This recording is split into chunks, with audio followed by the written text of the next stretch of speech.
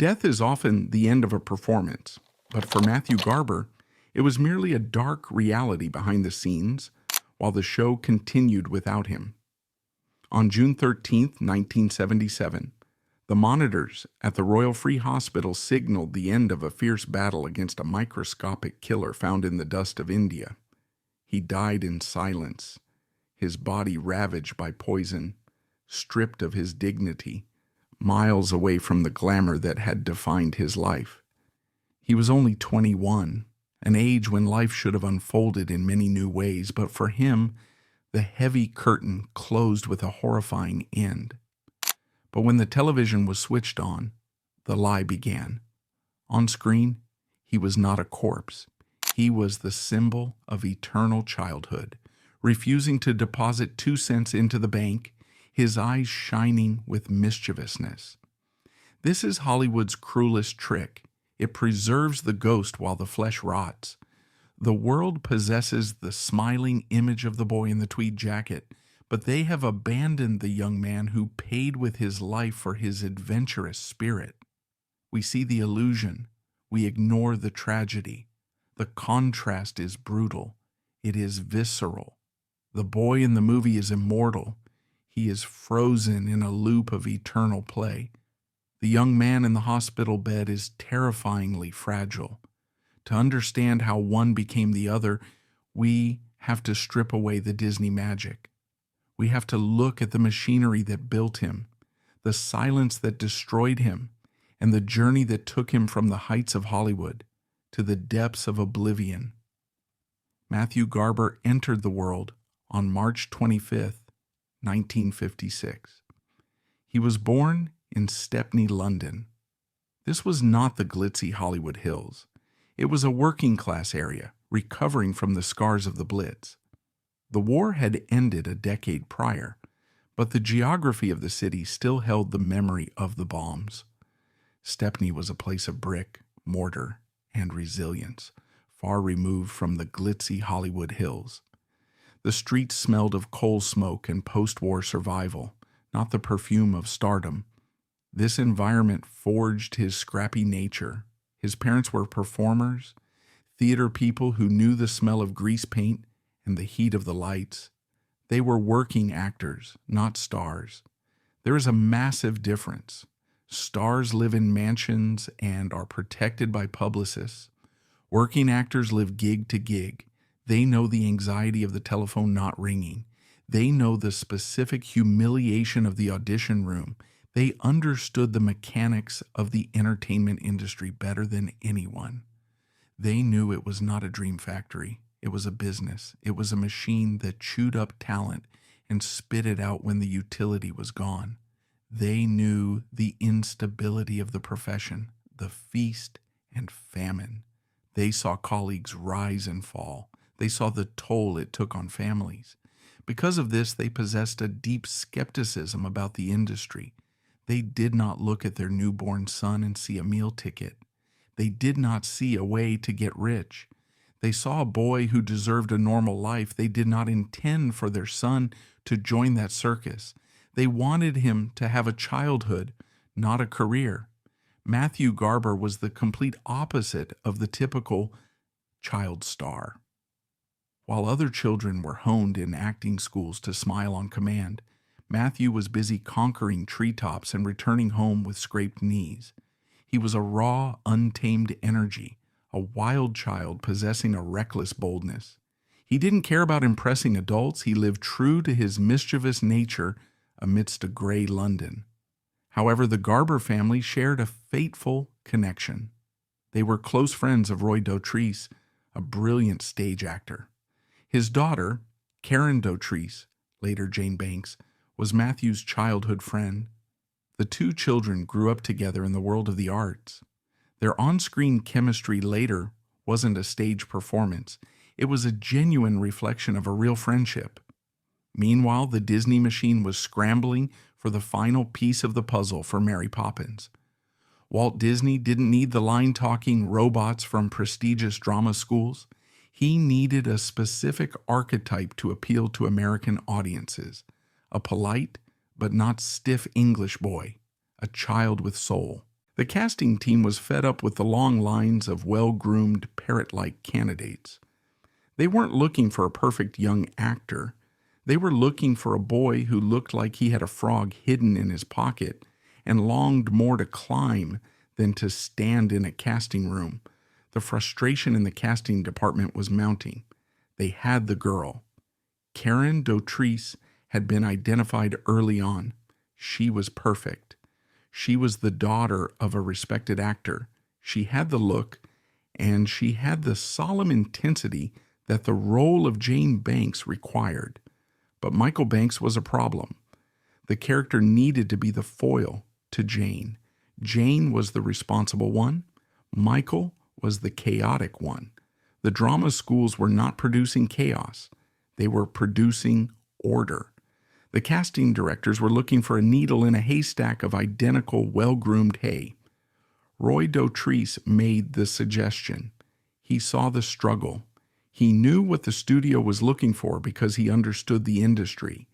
He was at a dinner or perhaps a meeting with the casting team.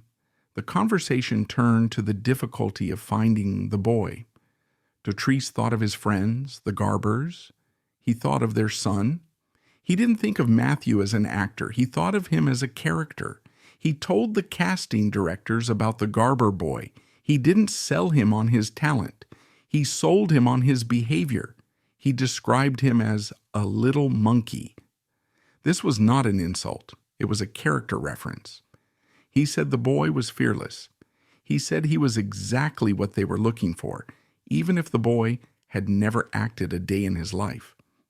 The suggestion was casual, but the consequences would define Matthew's entire existence. It was a throwaway comment that changed the trajectory of a life. It pulled a normal boy out of Stepney and placed him on a path toward global fame. It is a reminder of how arbitrary the industry can be. Careers are not always made in formal auditions. They are made in conversations between adults who are trying to solve a problem. Dautrice was solving a problem for Disney. He was handing them the chaos they needed. The meeting was arranged. The casting directors were skeptical but desperate. They agreed to see the boy. Matthew was brought in. His parents were likely hesitant, but they agreed to the meeting out of courtesy to Dautrice and perhaps a curiosity about what Disney wanted. Matthew did not prepare a monologue. He did not sing a song. Most children spent weeks preparing for a Disney audition. They learned tap routines. They practiced their smiles in the mirror. Matthew did none of this. He walked into the room and simply existed. He didn't try to impress anyone. He didn't care about the men in the suits. He didn't care about the brand name on the door. He pulled faces. He made noises. He darted around the furniture. He treated the office like a playground. He explored the corners of the room. He looked under the desk. He looked the adults in the eye with a mischievous glint that said he knew something they didn't. He was testing them. He was seeing what he could get away with.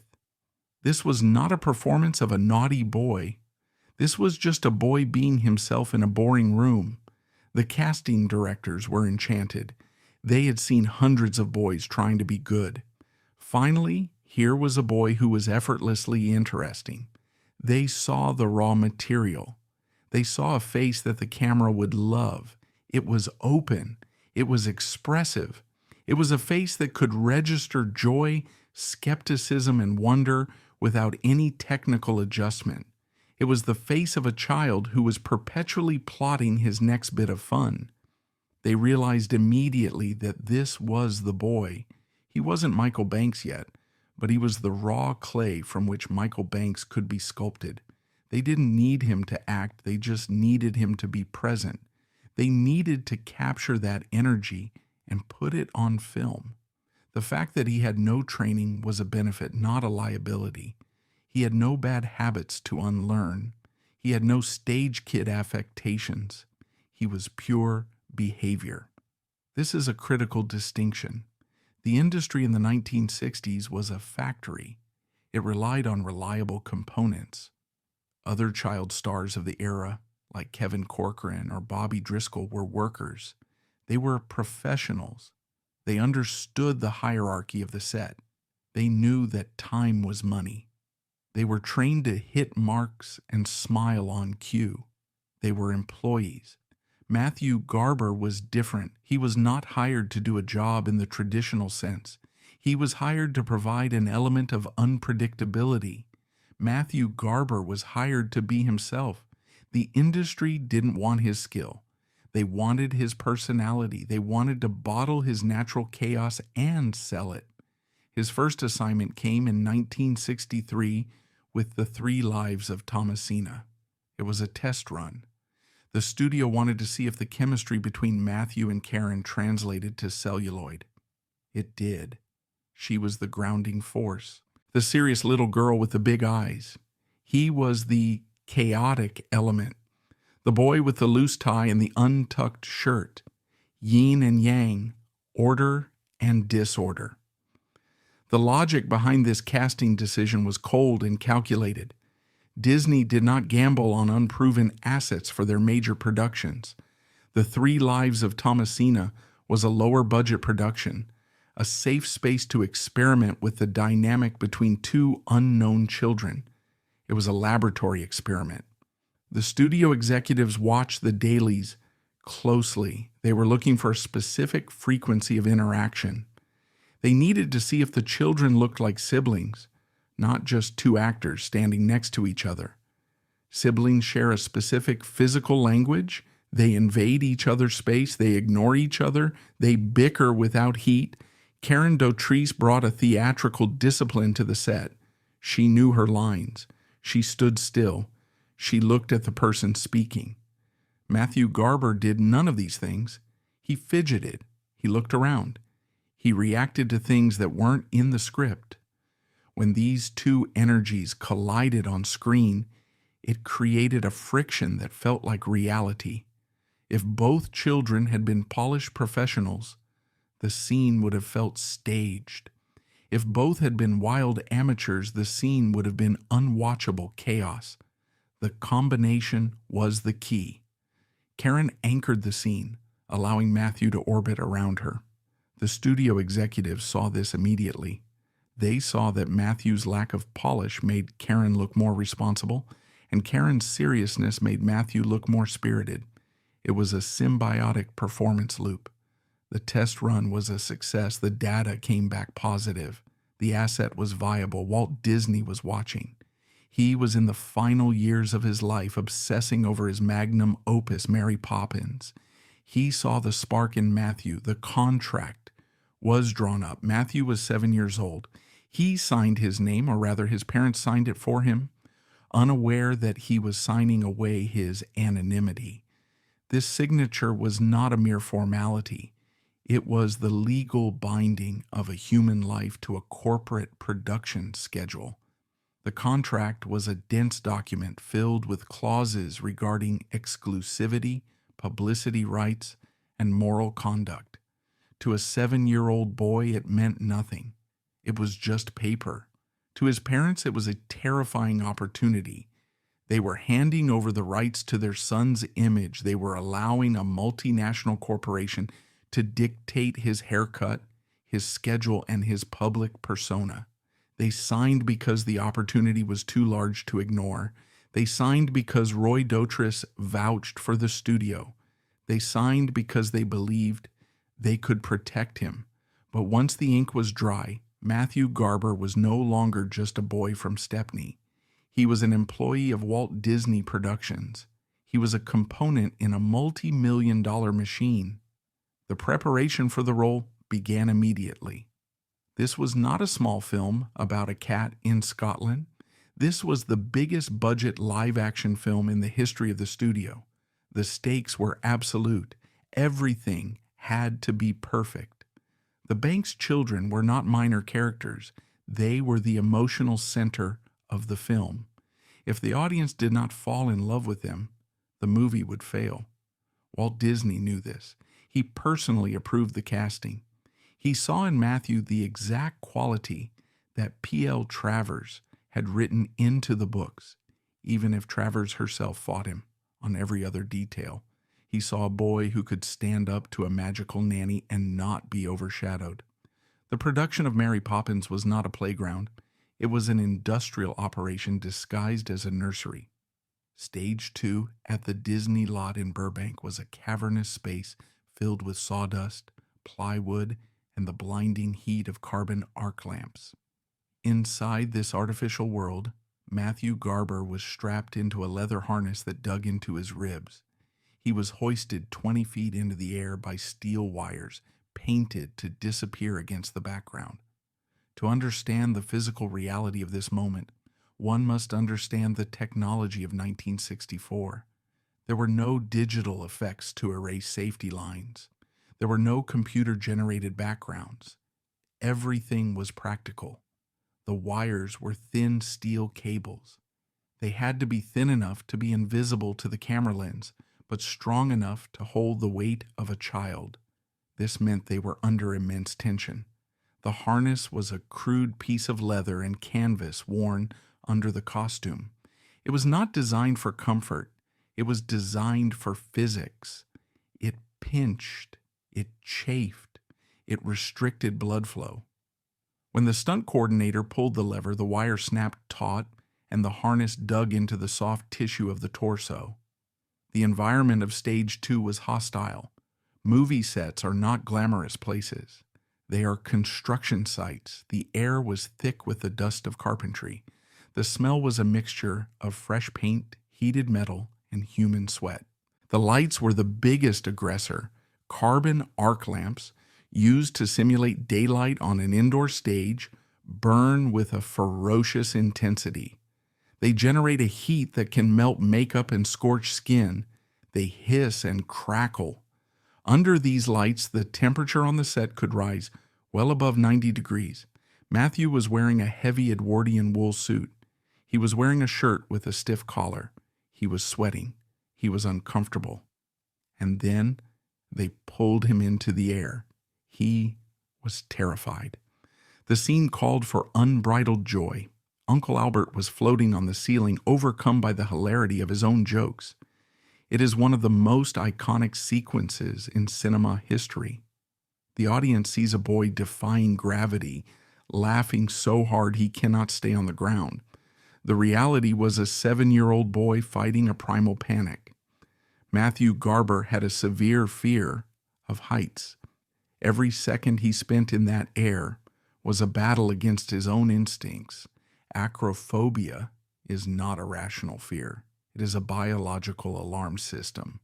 When the feet leave the ground, the brain sends a signal of danger. The heart rate spikes, the palms sweat. The muscles tense up in preparation for a fall. Matthew was suspended 20 feet above a concrete floor disguised as a wooden parlor. He looked down and saw the tops of the crew's heads. He saw the hard edges of the furniture props. His body screamed at him to get down. His survival instinct was overriding his instructions. The director, Robert Stevenson, was on the ground, shouting up at him. He wanted laughter. He wanted movement. He wanted Matthew to kick his legs and flip in the air. To a terrified child, being asked to flip in a harness is a nightmare. Every movement shifted his center of gravity. Every kick made him swing. The wire felt flimsy. The air felt thin. He froze. He couldn't deliver the performance because his brain was locked in a fear loop. The production ground to a halt. Time on a movie set is measured in thousands of dollars per minute. The crew waited. The lights burned. The other actors, Julie Andrews, Dick Van Dyke, Ed Wynn, waited in their harnesses or on the ground. The pressure was immense. A 7-year-old boy was holding up the flagship production of the Walt Disney Company. The crew knew it. They saw the terror in his eyes. They saw the way his knuckles turned white as he gripped the sides of his trousers. They didn't yell at him. Yelling would only make him cry, and a crying child meant ruined makeup and more delays. They needed a pragmatic solution. They needed to bypass the fear response. They needed to turn the situation into a game. The solution was bribery. The producers reportedly offered him a dime for every take he completed without screaming. It was a transaction. His fear was purchased for 10 cents. He swallowed the bile rising in his throat, looked at the camera, and produced the laugh. This transaction is a pivotal moment in the psychology of a child actor. It teaches a brutal lesson. Emotion is a commodity. Authentic feelings, fear, sadness, discomfort, are obstacles to be overcome for cash. The dime was not just money, it was a symbol of validation. If he could suppress his natural instinct to scream, he was rewarded. If he listened to his body, he was a failure. Matthew looked at the dime. He looked at the floor. He made the calculation. He chose the dime. He closed his eyes for a second, took a breath of the hot, stale studio air, and forced his face into a smile. When the director called action, Matthew Garber disappeared. Michael Banks appeared. Michael Banks was not afraid of heights. Michael Banks found floating on the ceiling to be a delightful adventure. Matthew performed the laughter. He kicked his legs. He somersaulted in the painful harness. He looked at Ed Wynn and laughed at jokes he probably didn't understand. The camera captured the joy. It missed the terror. It missed the way his eyes darted to the wire before the take started.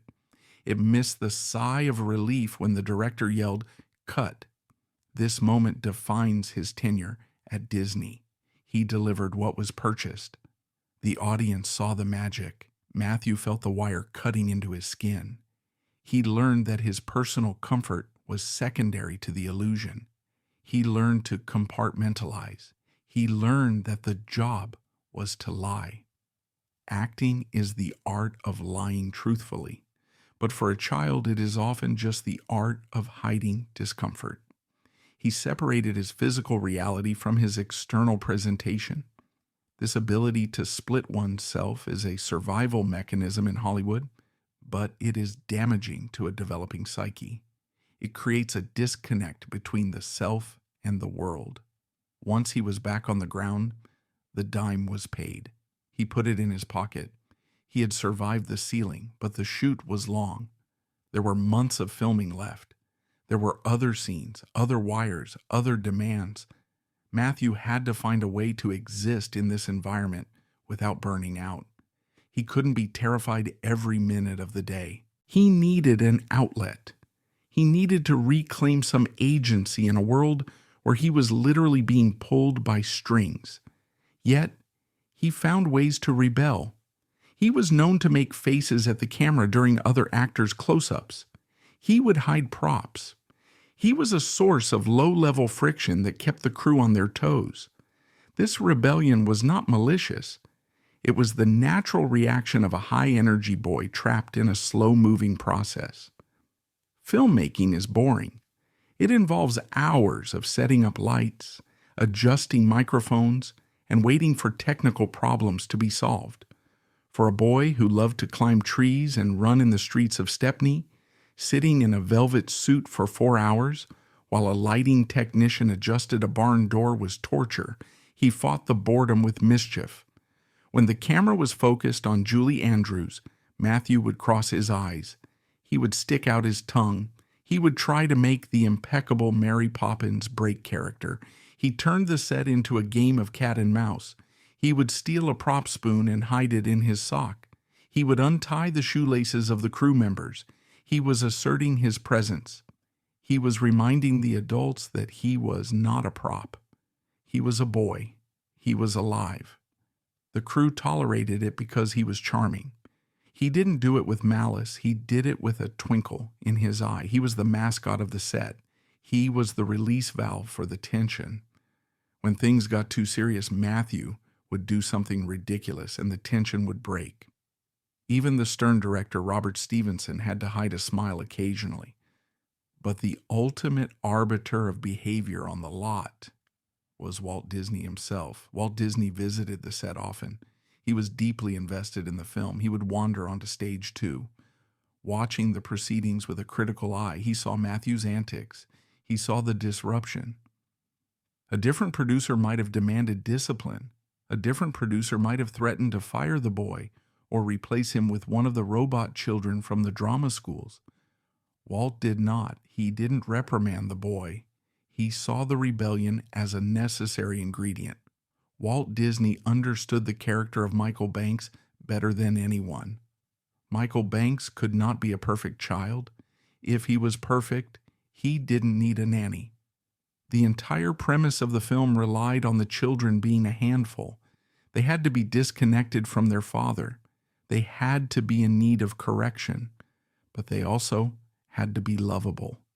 A well-behaved, boring child would kill the movie. Walt watched Matthew running around the set, causing minor chaos, and he saw the raw energy that the film required. He saw the spirit of the character living in the boy. He knew that if they crushed that spirit with excessive discipline, the performance would flatten. A scared, obedient Matthew would look stiff on camera. A wild, slightly unmanageable Matthew would look like a real British boy in need of guidance. Walt protected Matthew's nature. He allowed the chaos to exist because he knew it was the fuel for the film. He wanted the audience to believe that this boy was capable of jumping into a chalk painting or running away from the bank. A docile Michael Banks would have been boring. A Michael Banks who looked like he might break a window was interesting. August 27th, 1964. Grauman's Chinese Theater, Los Angeles. The premiere of Mary Poppins. The night the bomb went off. The air in Los Angeles was heavy that night. It wasn't just the heat of a California August. It was the pressure of an industry waiting to see if Walt Disney's gamble would pay off. The Chinese theater was the epicenter of the entertainment world. Searchlights swept the sky, cutting through the smog, signaling to the city that royalty had arrived. But this wasn't British royalty, it was Hollywood royalty. The crowd that lined Hollywood Boulevard was a physical force. They pressed against the barricades, a surging mass of screaming fans, autograph seekers, and press photographers. They were there to see Julie Andrews. They were there to see Dick Van Dyke, but they were also there to see the children. Matthew stood on the red carpet. He was 8 years old. The experience was a sensory overload that no amount of preparation could mitigate. The flash bulbs were a physical assault. In 1964, photography was not digital and silent. It was mechanical and explosive. The bulbs popped with a blinding white light and a sharp crack, followed by the smell of burnt magnesium.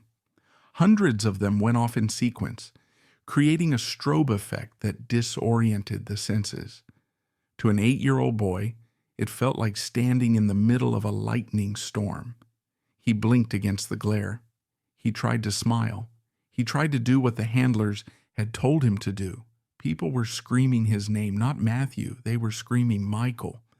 The distinction is vital. The crowd did not know the boy from Stepney.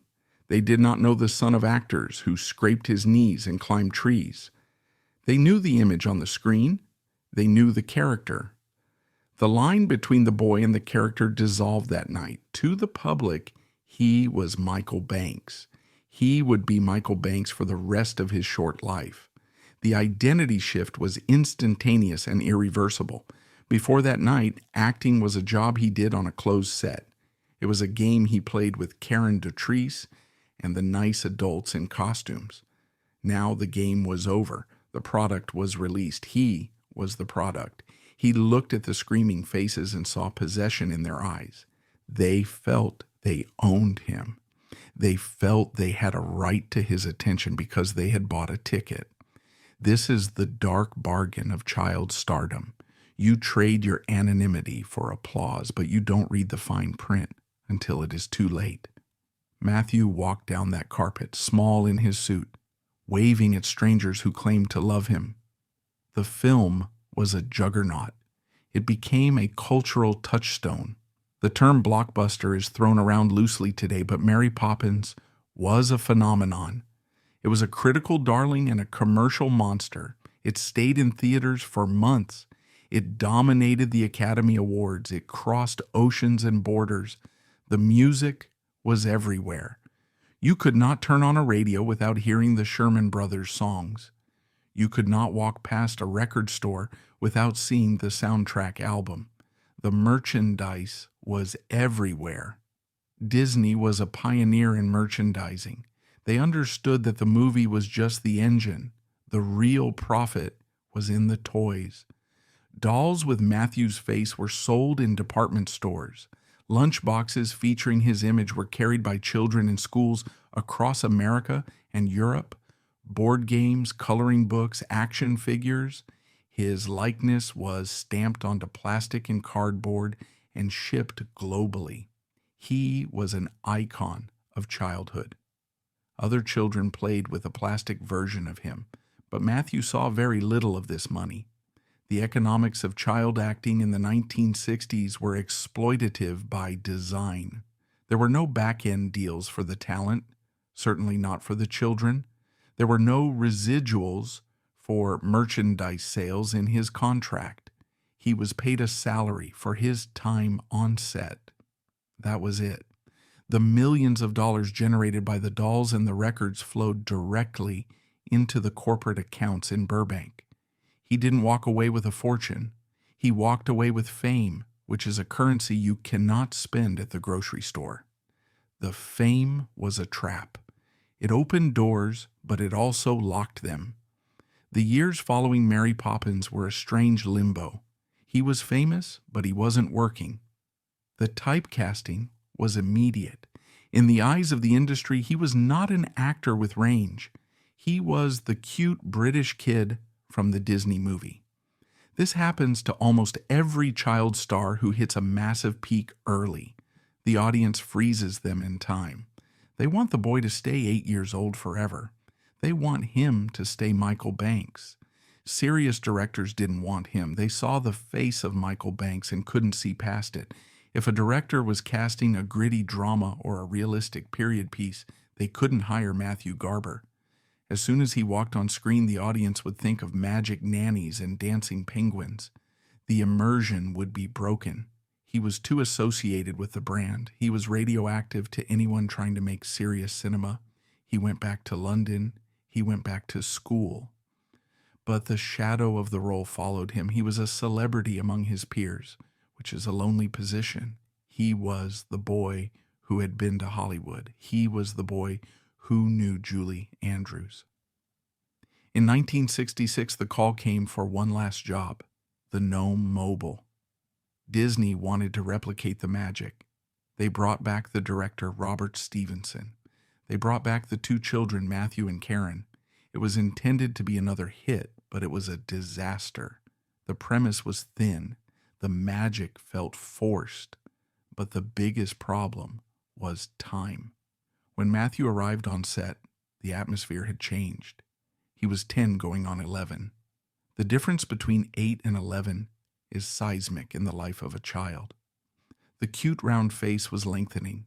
The baby fat was disappearing, revealing the jawline of the young man he was becoming. The voice was dropping. He wasn't the cherubic little boy anymore. He was entering the awkward phase of pre-puberty. The camera is cruel to this age. It magnifies the awkwardness. It highlights the transition. Disney relied on cuteness. They sold innocence. Matthew was no longer innocent. He was growing up. The dynamic on set was different. The playfulness of the Mary Poppins shoot was gone. This felt like work. The script was clunky. The special effects were less inspired. But the biggest change was the energy of the studio itself.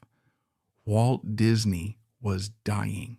Walt had been the engine of the company. His enthusiasm fueled every project. But in 1966, he was sick. He was battling lung cancer. The energy on the lot was subdued. The captain was fading, and the ship was drifting. The crew felt it. The actors felt it. There was a sense of an ending. The Gnome Mobile was not a passion project. It was content filler. It was a product pushed through the pipeline. The film flopped. It came and went without making a dent in the culture. The critics were unkind. They pointed out that the kids looked older, They pointed out that the charm was gone. It was a harsh lesson for a 10-year-old. You are only as good as your last hit. That same year, Walt Disney died. The death of Walt was the end of the protection. Walt had a personal interest in the children. He liked their spirit. He protected them from the colder instincts of the business affairs department. With Walt gone, the company was run by executives who looked at spreadsheets, not potential. They looked at the contracts. They assessed the assets. They saw a boy who was getting too old for the cute kid roles and wasn't established enough for the teen roles. This is the dead zone for child actors. You are too big to sit on a lap, but too small to drive a car. There are no roles for you. You are inventory that has expired. The executives made a business decision. They cleaned house. They didn't renew his contract. There was no exit interview. There was no handshake. The machinery just stopped. The phone simply stopped ringing. The silence was the notification. At 11 years old, Matthew Garber was retired. He was effectively retired before he even reached high school. He had peaked professionally before he finished primary school. The rejection was total. The industry that had extracted his childhood for profit was done with him. They had the footage. They had the merchandise. They didn't need the boy. The transition was violent. It was a shock to the system. He went from being the center of attention on a sound stage to being just another face in a rainy London street. The geography of his life shrank. He went from flying first class to Los Angeles to taking the bus in London. He went from the eternal sunshine of California to the gray drizzle of England. The withdrawal from fame is a physical thing. The brain of a child star is wired differently. It is accustomed to high levels of external validation. It gets hit with dopamine every time a director says, "Good job," every time a fan asks for an autograph, every time a camera is pointed their way. When that stops, the brain crashes. It creates a void. The dopamine hit of the applause is gone. The sense of purpose is gone. You wake up in the morning and nobody needs you. Nobody needed him to be funny. Nobody needed him to smile. Nobody cared if he showed up. He was just Matthew again. But he wasn't the same Matthew who left Stepney. He had seen the other side of the curtain. He knew what it felt like to be special. Now he had to learn how to be ordinary. Matthew didn't fight it. He didn't become a tragic figure haunting the casting offices. He didn't beg for auditions. He had too much dignity for that. He looked at the closed door of the film industry and decided to walk away before it slammed on his fingers. He accepted the verdict. If they didn't want him, he didn't want them. He enrolled at St. Paul's School in Highgate. This was a serious institution. It was not a school for actors. It was a school for academics, for boys who would go on to Oxford or Cambridge. It was a place of discipline and rigor. Matthew threw himself into this new world. He wanted to catch up. He wanted to prove that he was more than just a face on a lunchbox. He threw himself into his studies, but the classroom was confining. He needed an outlet for the energy that had once fueled his acting. He found it on the playing field. He discovered sports. Sports offered something that acting never did: objectivity. In acting, your success depends on someone else's opinion. It depends on whether the director likes your face. In sports, the score is the score. If you run faster, you win. If you score the goal, you win. It is fair. It is brutal, but it is honest. Matthew loved that honesty. He played with a ferocity that surprised his teachers. They expected the actor kid to be soft. They expected him to be precious about his face. Matthew was the opposite. He was fearless. He tackled hard. He ran until his lungs burned. He dove for the ball. He wasn't performing for a camera. He was competing for himself. He used the physical exertion to purge the past. Every sprint, every tackle, every bruise was a way of reclaiming his body. His body was no longer an asset for Disney. It was a machine for living. He built muscle. He got tougher. He shed the softness of Michael Banks and built the armor of a young man. It was as if he was trying to sweat the Hollywood out of his system. The 1970s arrived. Matthew was growing into a young man. He was handsome, but not in the polished movie star way. He had a rugged quality. He was adventurous.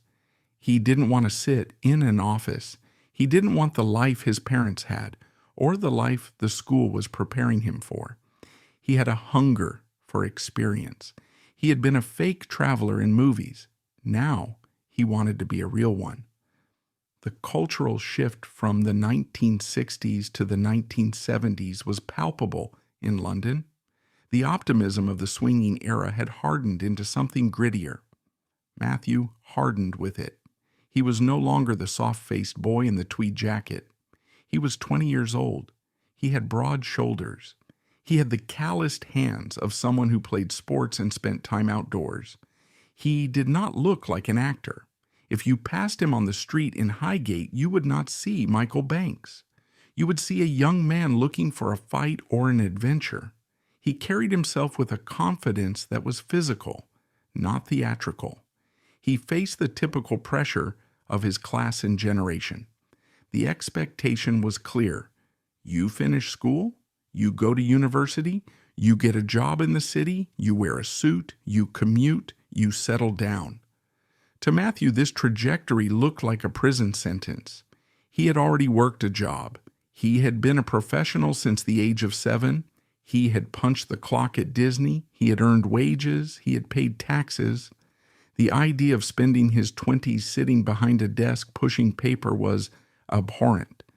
He had seen the artificial world of Hollywood and he had rejected it. He wasn't about to trade one artificial world for another.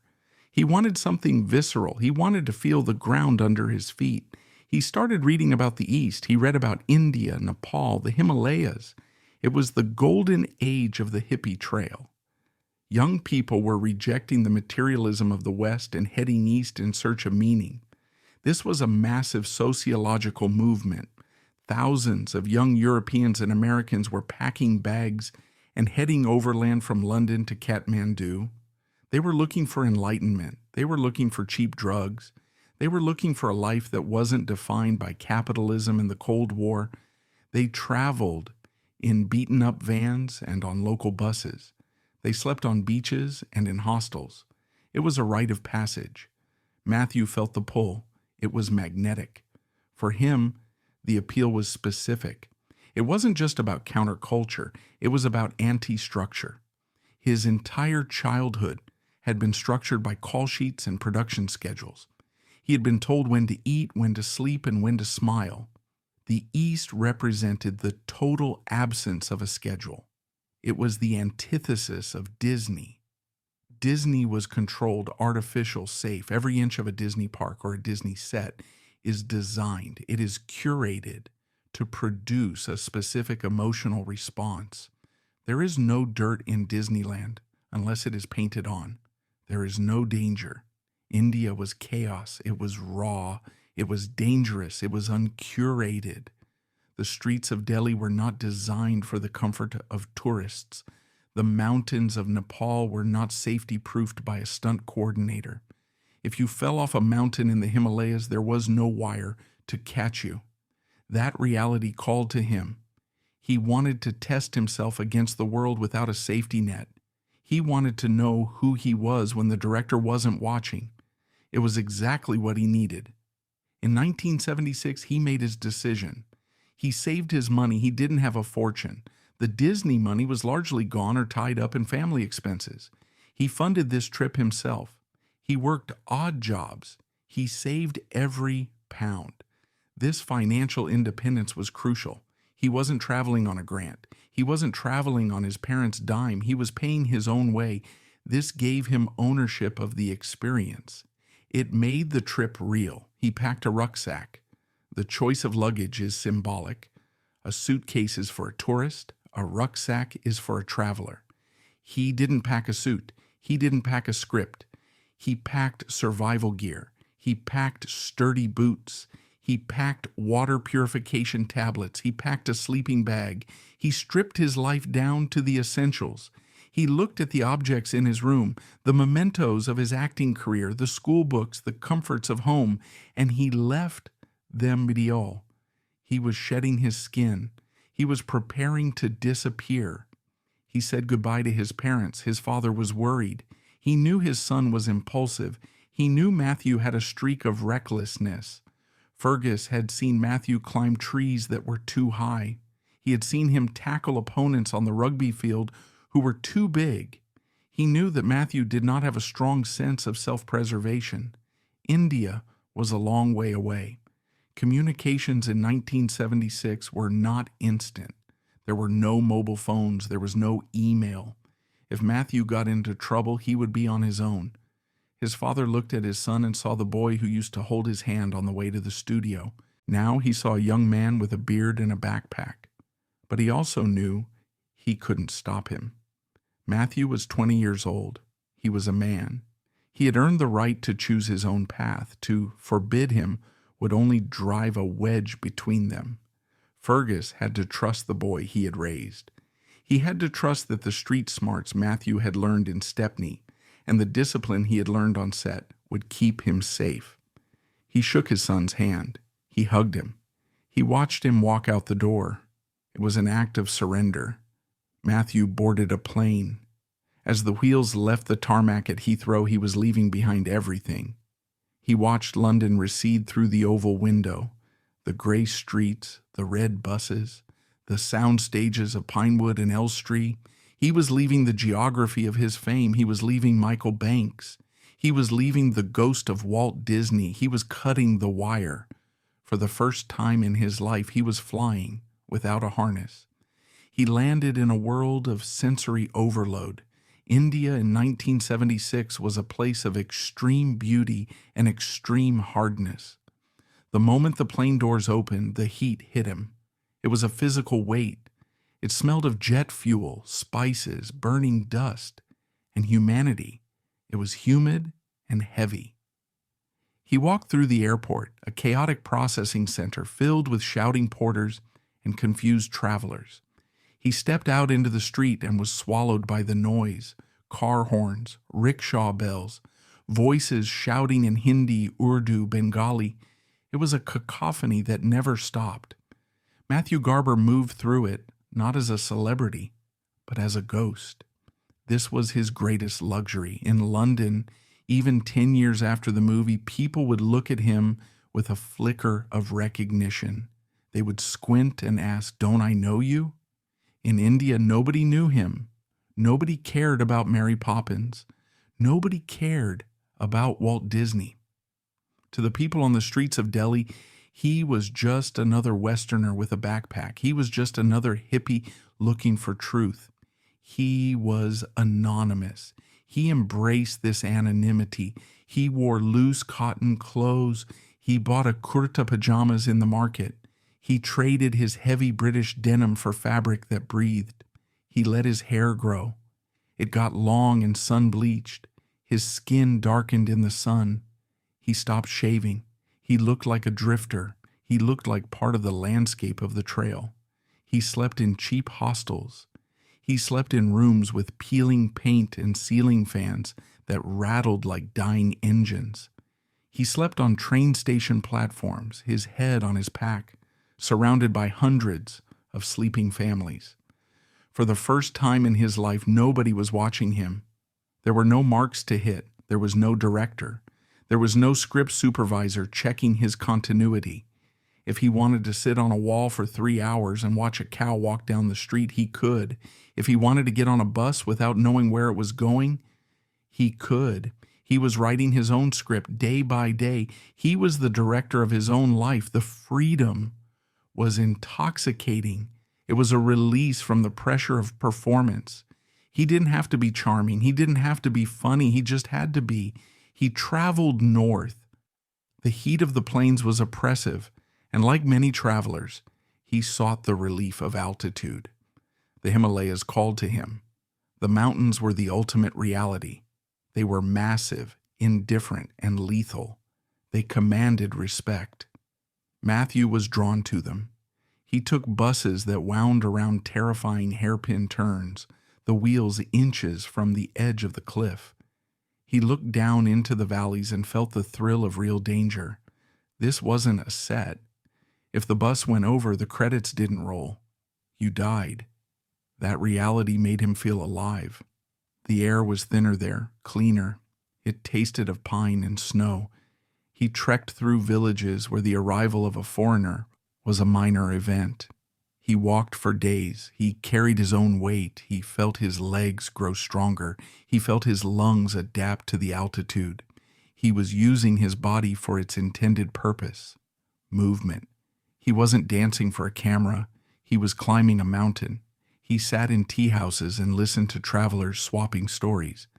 The tea houses were the social hubs of the trail, smoke-filled rooms where people drank sweet, milky chai and ate dal. The travelers were a mix of Americans, Germans, French, and British. They were all running from something or running toward something. They told stories about where they had been.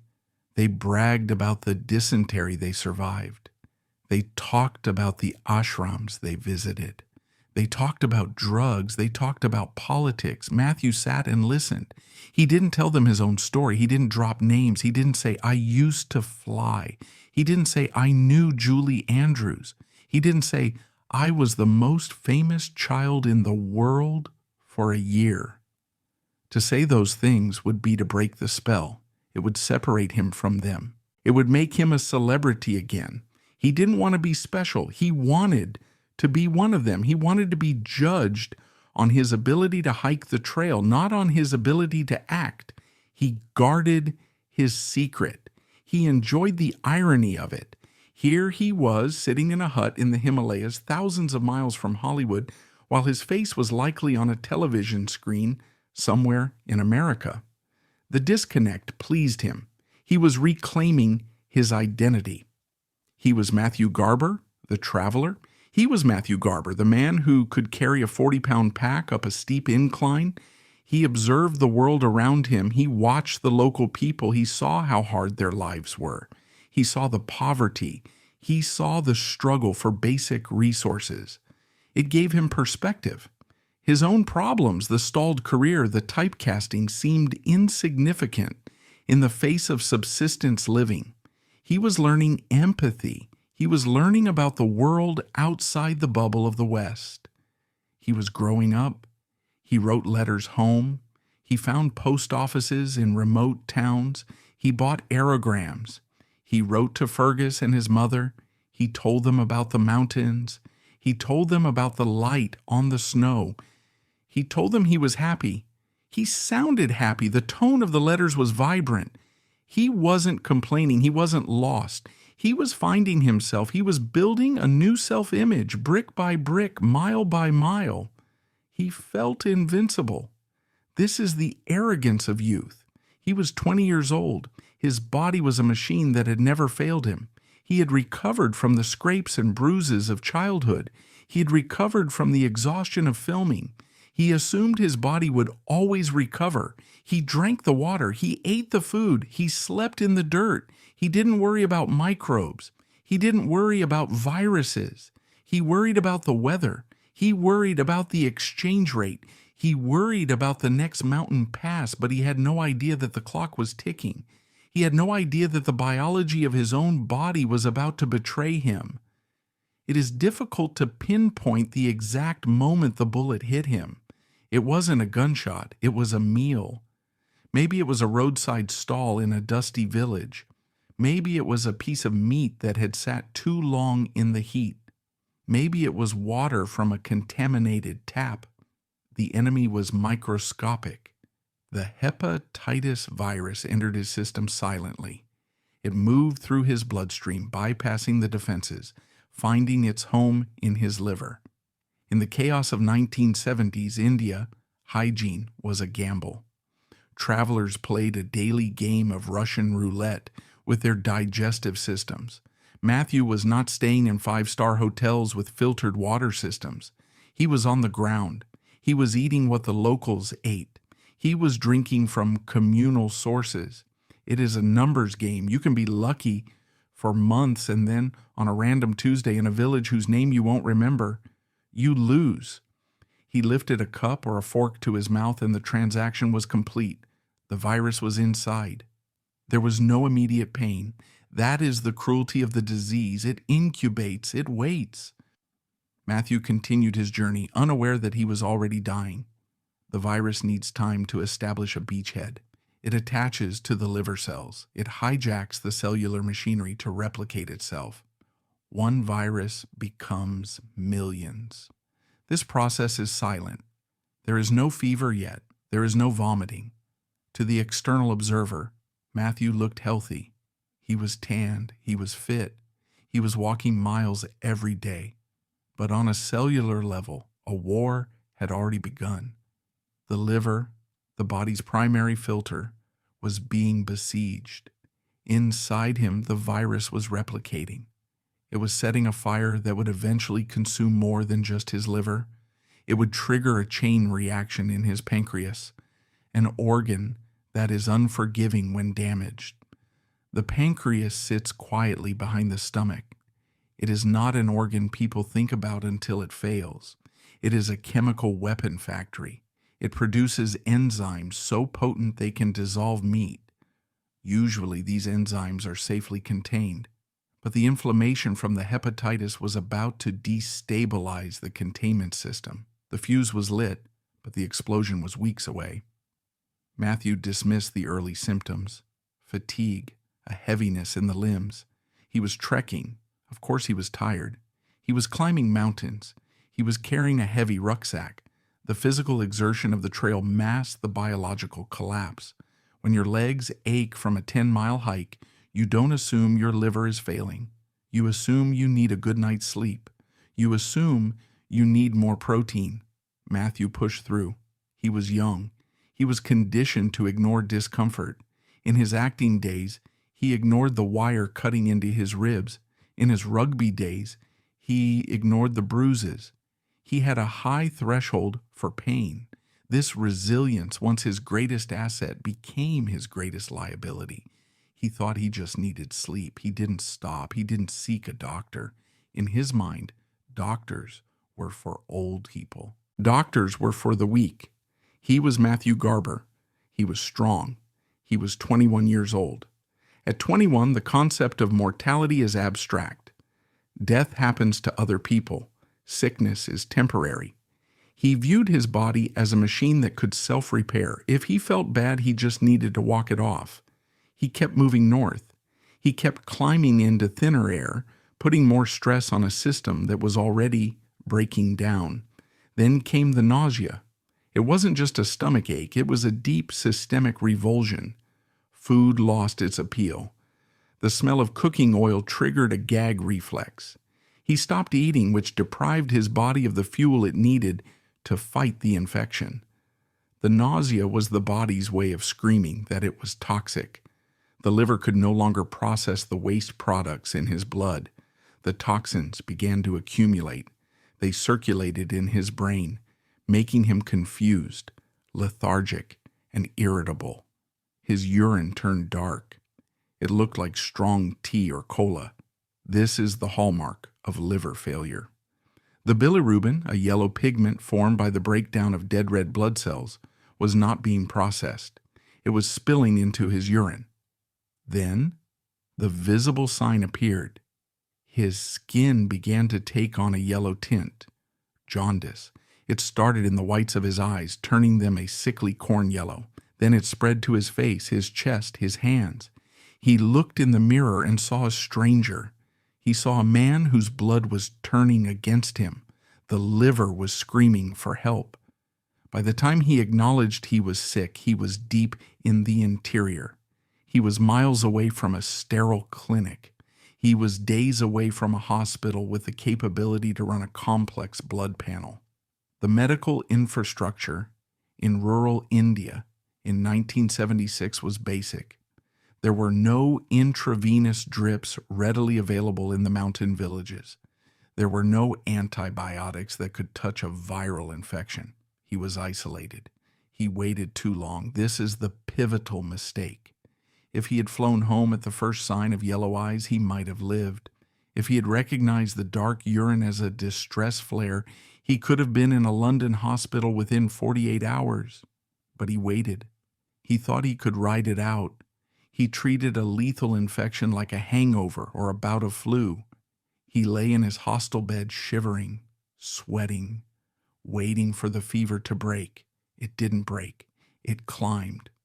By the time he realized this was a monster, the virus had breached the walls. The inflammation spread from the liver to the pancreas. The chemical factory was compromised. His father sensed the silence. The letters stopped. In the pre-digital age, silence was the only indicator of trouble. A parent develops a rhythm with their traveling child. A letter every 2 weeks, a postcard. When the rhythm breaks, the alarm sounds. He waited a week, then 2. The silence became deafening. The intuition of a parent is a powerful thing. He knew something was wrong. He didn't wait for a phone call that might never come. He took action. He made inquiries. This was not a simple process. He couldn't track a phone's GPS. He had to use the telegraph system, the embassy, and the network of travelers. He sent messages into the void, hoping for a response. Finally, word came back. His son was ill. The details were vague, but the tone was urgent.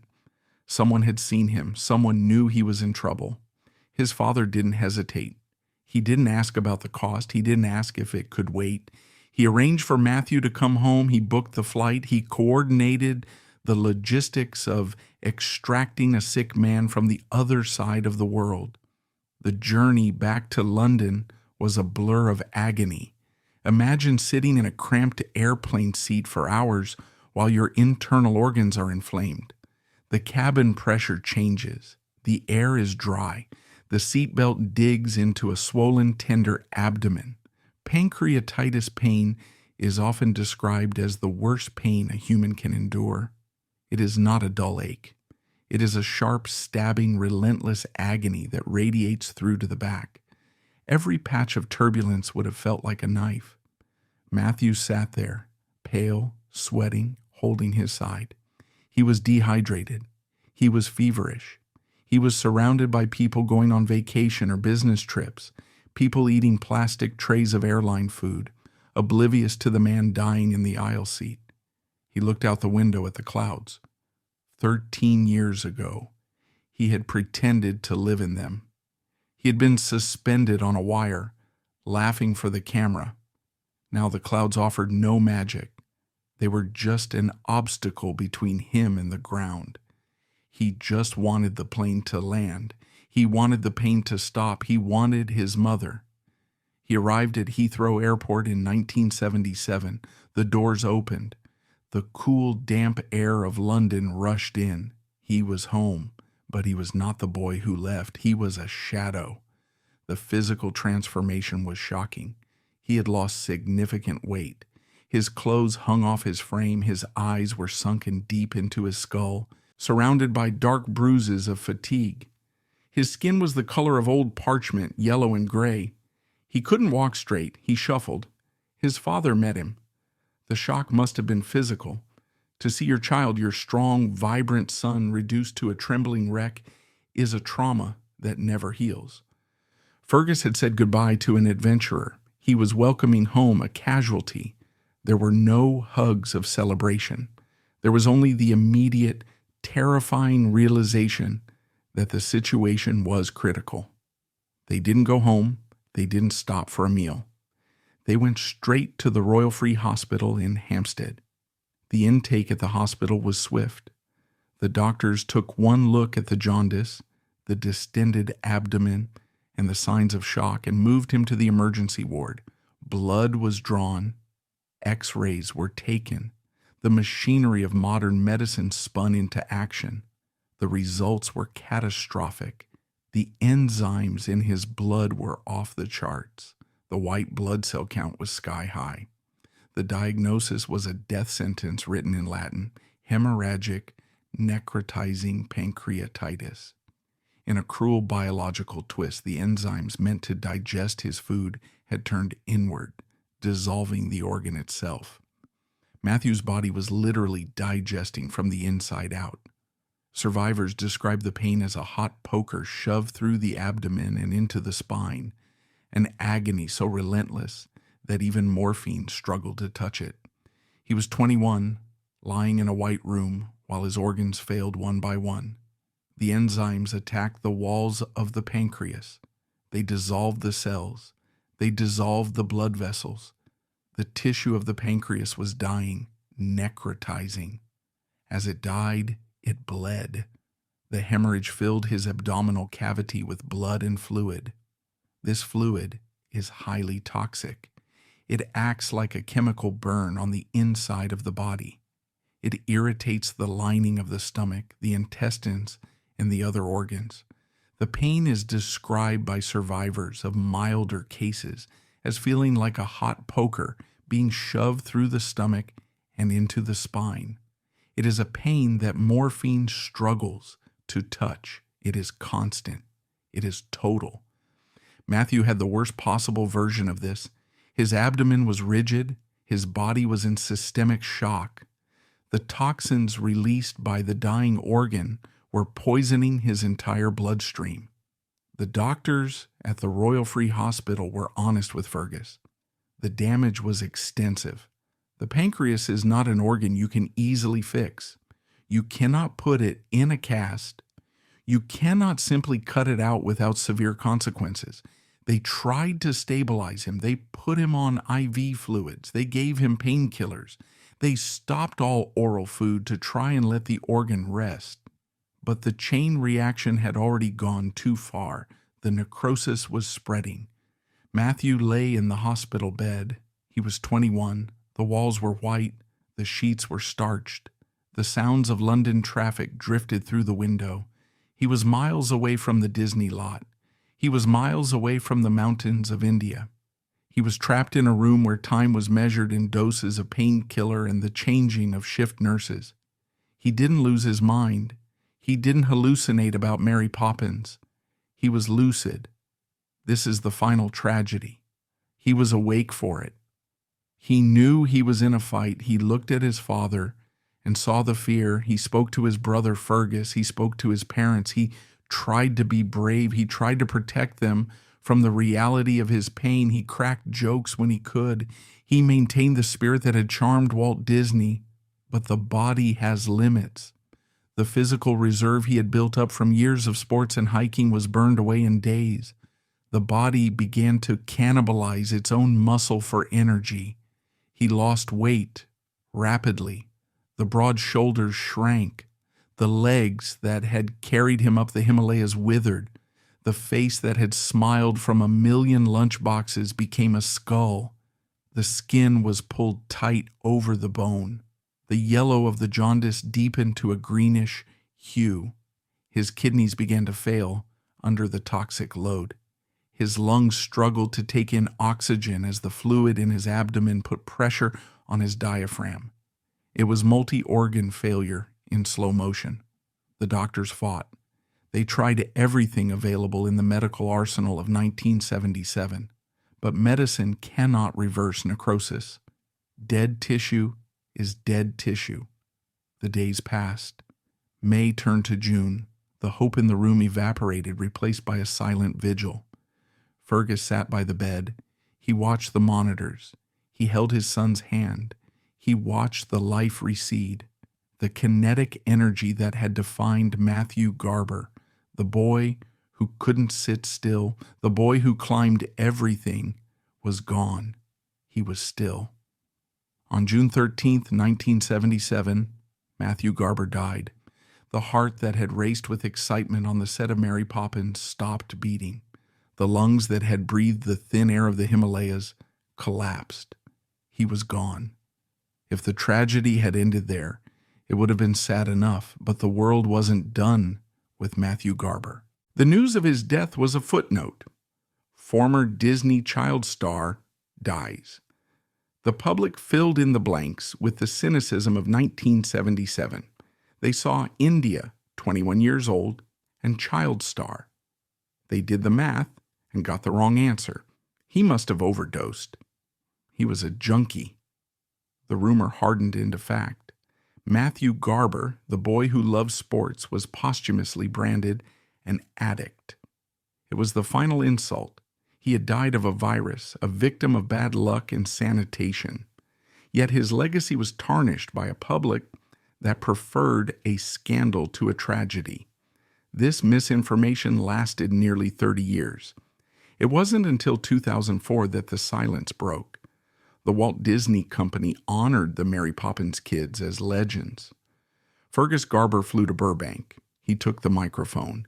He didn't talk about the movie. He set the record straight. He told them about the meat. He told them about the hepatitis. He confirmed once and for all that his brother did not die of drugs. It was a moment of correction. Karen Dautrice stood nearby, weeping for the friends she let drift away. "I wished I had picked up the phone," she said, but applause cannot undo 27 years of silence. Matthew was part of a lineage of disposable boys, children cherished for their innocence but discarded the moment their voices dropped. Like Bobby Driscoll before him, Disney's first Peter Pan, who died anonymous and addicted, Matthew was a battery that powered the machine, only to be thrown away when the energy ran out. His legacy is the lesson of his erasure. When we watch Mary Poppins now, we see a ghost. Look at the final scene, the kite flying scene. It is an anthem of freedom. Michael Banks is running. He is looking up. He is holding the string. In the movie, he holds on. In life, the string snapped. Matthew Garber is the kite that flew away. He went up into the atmosphere, higher and higher, until he was just a speck, and then he was gone. He runs out of the frame, out of the movie, and toward the silence of the Royal Free Hospital. He does not come back down. The credits roll, the screen goes black. The boy is gone. In the end, Matthew Garber is not a tragedy of excess. He is a tragedy of brevity. He remains the ghost in the machine, the eternal child floating on the ceiling, waiting for a tea party that would never end. But the nursery is empty, the lights are out, and the boy from Stepney is finally at rest.